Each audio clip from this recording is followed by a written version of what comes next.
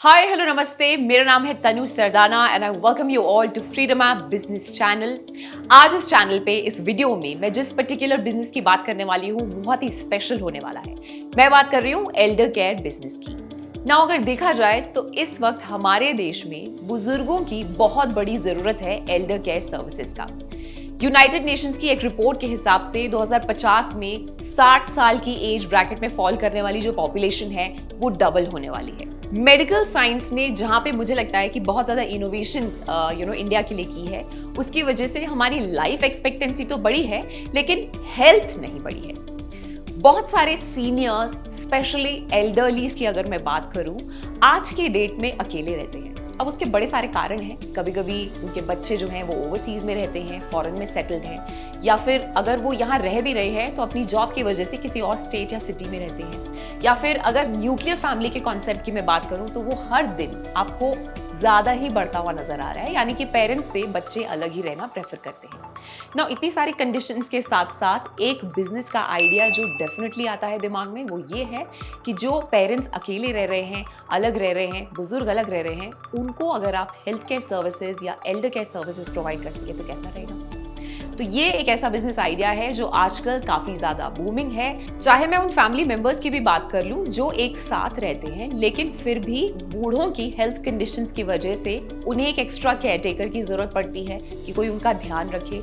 कभी कभी अगर मान लो किसी फैमिली को ट्रैवल करना है तो उस टाइम पे अगर एक सीनियर केयर होम हो जहां पर वो कुछ टाइम के लिए स्टे कर सके तो भी एल्डर केयर बिजनेस की काफी ज्यादा नीड महसूस होती है।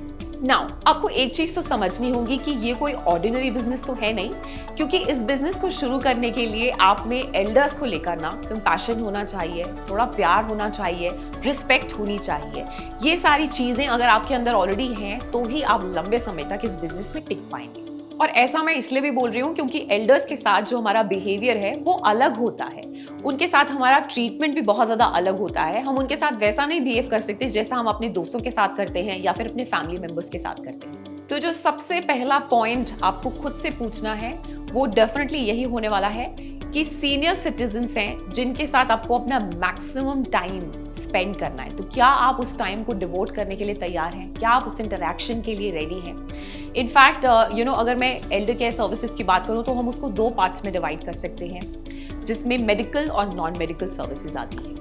ये वो लोग हैं जो चाहते हुए भी अपनी नीड्स को खुद नहीं पूरा कर सकते, अपने आप को खुद संभाल नहीं सकते। तो आप पहले डिसाइड कर लीजिए कि आप उनको मेडिकल सर्विसेज प्रोवाइड करने वाले हैं या फिर नॉन मेडिकल सर्विसेज देंगे। ये पॉइंट आपको पहले इसीलिए भी क्लियर करना है अपने दिमाग में क्योंकि दोनों की लाइसेंस की जो प्रोसेस है वो बहुत डिफरेंट होने वाली है। अगर मैं बात करूं मेडिकल लाइसेंस के प्रोसेस की तो वो थोड़ी सी टीडियस होने वाली है क्योंकि इसके अंदर थेरेपिस्ट इन्वॉल्व होते हैं, नर्सेज हो गई, डाइटिशियंस हो गए, डॉक्टर्स भी इंक्लूडेड होते हैं, जिनकी ऑब्वियस सी बात है सैलरीज बहुत ज्यादा हाई होती हैं। तो अगर आप एक बड़ी इन्वेस्टमेंट आपके पास ऑलरेडी है तो आप मेडिकल सर्विसेज प्रोवाइड करके इस बिजनेस की शुरुआत कर सकते हैं। लेकिन नॉन मेडिकल सर्विसेज के लिए जहां आप उन्हें असिस्ट कर रहे हैं, उनकी देखभाल कर रहे हैं या फिर उन्हें एक जगह प्रोवाइड कर रहे हैं जहां पे वो कुछ टाइम के लिए स्टे कर सकते हैं जब फैमिली दूर है, तो इस तरीके के बिजनेस को आप नॉन मेडिकल रिक्वायरमेंट के साथ भी स्टार्ट कर सकते हैं। एंड इसके लिए आपको एक लिमिटेड इन्वेस्टमेंट की जरूरत होगी, ज्यादा आपको खर्चा या फिर इन्वेस्टमेंट करने की नीड नहीं है। तो इस बिजनेस को एक छोटे स्तर पे भी शुरू किया जा सकता है। देखिए, दोनों ही तरीके के बिजनेसेस करने के लिए एक चीज तो बहुत कॉमन है कि आपको अपने एल्डर्स के लिए, अपने क्लाइंट्स के लिए भावना होनी बहुत जरूरी है। अगर आपके अंदर वो भावना है तभी आप अपने एम्प्लॉयज को भी उस तरीके से गाइड कर पाएंगे कि कैसे आपने एल्डर्स का, सीनियर्स का ध्यान रखना है। So most important first point है कि पेशेंस, कंपैशन होना बहुत ही इंपॉर्टेंट है अगर आपको इस बिजनेस पे उतरना है। एल्डर्स के प्रति एक अफेक्शन होना भी नेसेसिटी है। एक और इंपॉर्टेंट चीज इस प्रोफेशन की वो ये है कि इन एल्डर्स की फैमिली के साथ आपको टच में रहना होगा। बहुत इंपॉर्टेंट है उनके साथ आपका बिहेवियर बहुत अच्छा हो।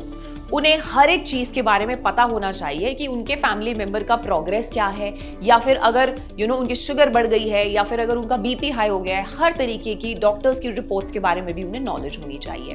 एंड इनफैक्ट आपका एक हेल्दी रिलेशनशिप होना चाहिए सीनियर मेंबर्स की फैमिली के साथ भी। एंड इनफैक्ट सीनियर मेंबर्स की फैमिली को आप पे एक तरीके से फेथ होना चाहिए, तभी आपका बिजनेस जो है वो आगे बढ़ पाएगा।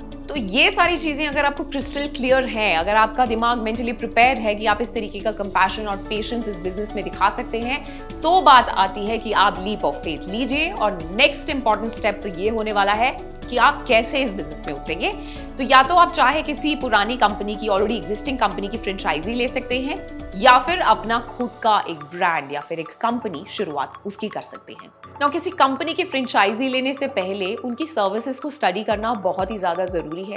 आपको पता होना चाहिए कि किस तरीके की एल्डरली सर्विसेज वो प्रोवाइड करते हैं, किस तरीके का प्लान वो अपने क्लाइंट्स को, अपने कस्टमर्स को, एल्डर्स को प्रोवाइड कर रहे हैं। अगर वो प्लान बहुत ही ज्यादा इंपॉर्टेंट है, महंगा है और कहीं ना कहीं आउट ऑफ द बजट जा रहा है, लेकिन आप सोच रहे थे कि मेरी टारगेट ऑडियंस तो मिडिल क्लास है, लेकिन जिस फ्रेंचाइजी के पीछे मैं भाग रहा हूं या भाग रही हूं वो तो एफ्लुएंट फैमिलीज को, रिच फैमिलीज को टारगेट कर रहे हैं, तो इस तरीके का डिफरेंस आपको जरूर स्टडी कर लेना चाहिए किसी भी फ्रेंचाइजी के लिए अप्लाई करने से पहले। तो रिसर्च वेल, आप किसी फ्रेंचाइजी को अगर खोज रहे हैं तो आपको पता होना चाहिए कि उनके गोल्स और आपके गोल्स जो बिजनेस को लेकर हैं वो सेम होने चाहिए, वो अलाइन होने चाहिए। ना जो दूसरा ऑप्शन है, आप अपने लिए खुद का एक कंपनी सेट कर सकते हैं जिसमें आप चाहें एल्डर्स के लिए एक होम बना सकते हैं, या फिर उन्हें डोर टू डोर सर्विसेज भी प्रोवाइड कर सकते हैं, या फिर मैं बोलूंगी कि आप दोनों चीजें एक साथ कर सकते हैं। इस बिजनेस में अपने पॉलिसीज और अपने प्रोसीजर्स को शुरू से ही एस्टैब्लिश करके चलें।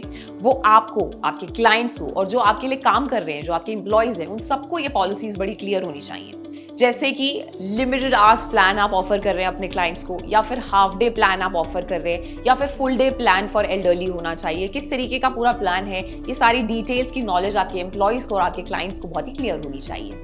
इनफैक्ट एल्डर केयर बिजनेस में सबसे इंपॉर्टेंट रोल प्ले करता है स्टाफ की हायरिंग और ट्रेनिंग। इसके ऊपर आपको बहुत ही ज्यादा टाइम स्पेंड करना होगा, बिकॉज आपकी कंपनी की पहचान ना आपके एम्प्लॉय से ही होने वाली है। ये वो लोग हैं जो सीधा उन बुजुर्गों की मदद करेंगे, उनको सर्विसेज प्रोवाइड करेंगे। तो ध्यान रहे कि उनमें भी सोसाइटी को कंट्रीब्यूट करने के लिए एक भावना है।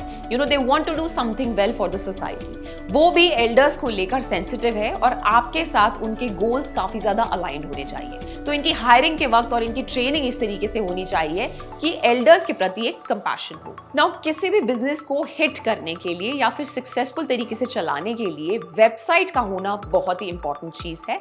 इनफैक्ट ये वो प्लेटफॉर्म है, जितने भी फैमिलीज आपको ढूंढ रही हैं तो आपके पास एक तरीके से एक प्लेटफॉर्म होना चाहिए जहां पे जाकर वो आप लोगों को कॉन्टैक्ट कर सके। तो ध्यान रहे, एक अच्छी वेबसाइट आप जरूर बनाएं।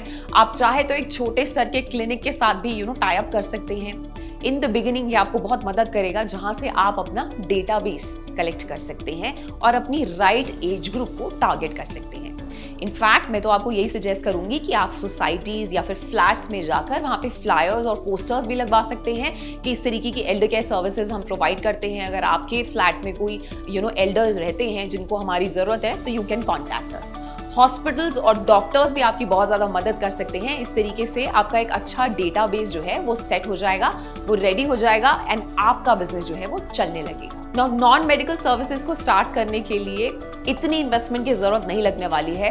तो मैं आपको यही बोलूंगी कि एक स्मॉल स्केल लेवल पे भी अगर आप इस बिजनेस को स्टार्ट कर सकते हैं तो वो भी एक बहुत ही ल्यूक्रेटिव आइडिया होने वाला है। ये वो बिजनेस है जो लोगों को लगता तो बहुत ल्यूक्रेटिव है, लेकिन मैं आपको बता दूं कि इसके लिए राइट प्लानिंग की जरूरत है ताकि आप अच्छे से एक बिजनेस में प्रॉफिट भी बना सकें। इनफैक्ट अगर मैं बात करूं देश के सबसे फेवरेट श्री रतन टाटा जी, उन्होंने भी इस बिजनेस में स्कोप देखा है और उन्होंने भी अपना पैसा इन्वेस्ट किया है कंपनी जिसका नाम है गुड फेलोज। तो इस तरीके के बहुत सारे लोग हैं जो already Elder care services provide कर रहे हैं, जिसमें से कुछ नाम इमोहा का भी है, जिसमें अगर मैं बात करूं सौम्यजीत रॉय की, जो बहुत ही अच्छे तरीके से एल्डर्स को किस तरीके से ट्रीट करना चाहिए, उनका बिहेवियर कैसा होना चाहिए, उस सबके ऊपर वो बहुत ध्यान रखते हैं एंड वो कहीं ना कहीं बूढ़े लोगों का दिल जीत रहे हैं। सो आई होप मेरा ये वीडियो आपको इन्फॉर्मेटिव लगा हो। इस तरीके की इन्फॉर्मेशन तो मैं फ्यूचर में भी आपके लिए लेकर आती रहूंगी, लेकिन अगर आपको बिजनेस में मास्टरी गेन करनी है तो उसके लिए राइट स्किल्स लगेंगे। एंड इन फैक्ट इस वीडियो का भी कोई फायदा नहीं है देखने का अगर आपके अंदर वो स्किल्स नहीं है। तो फिर ये स्किल्स कैसे मिलेंगे और कहां मिलेंगे? उसके लिए तो आपको डाउनलोड करनी पड़ेगी फ्रीडम ऐप, जिसका लिंक आपको डिस्क्रिप्शन बॉक्स में मिल जाएगा। तो बिना किसी देरी के अभी जाइए और फ्रीडम ऐप डाउनलोड कीजिए।